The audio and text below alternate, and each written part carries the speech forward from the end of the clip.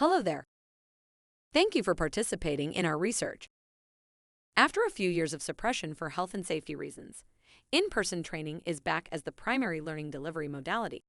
In fact, respondents to Brandon Hall Group's 2023 Learning and Development Benchmark Study anticipate increased usage for ILT, though there are notable levels of concern over its effectiveness over any other learning modality.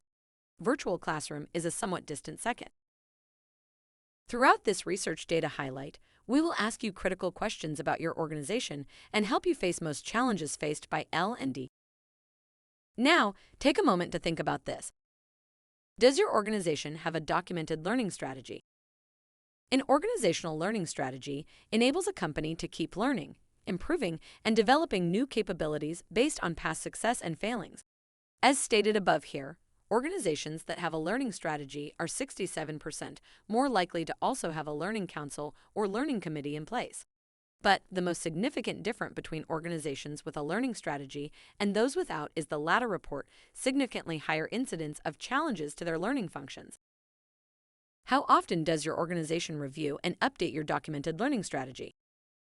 Our data shows that having a learning strategy in place is far more important than the frequency with which it is reviewed, though common sense tells you that with the speed of business today, an out-of-date learning strategy may become less able to meet an organization's needs over time. Similar to having a learning strategy, having a learning council or committee in place correlates with better outcomes. Those organizations which have a learning council report lower percentages of challenges than learning functions which do not use a learning council. Organizations which have a learning strategy are 67% more likely to also have a learning council or learning committee in place. But the most significant difference between organizations with a learning strategy and those without is the latter report higher incidence of challenges to their learning functions.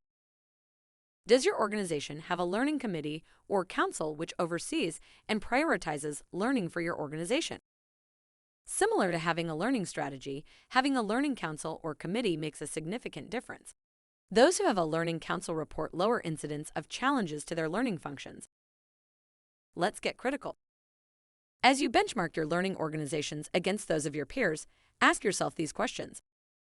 First, if your CEO asked you to demonstrate how well aligned your L&D function is with the organization, what data would you show to prove it? Next, do you have a documented learning strategy in place? If not, why not? Similarly, do you have a learning council or committee in place?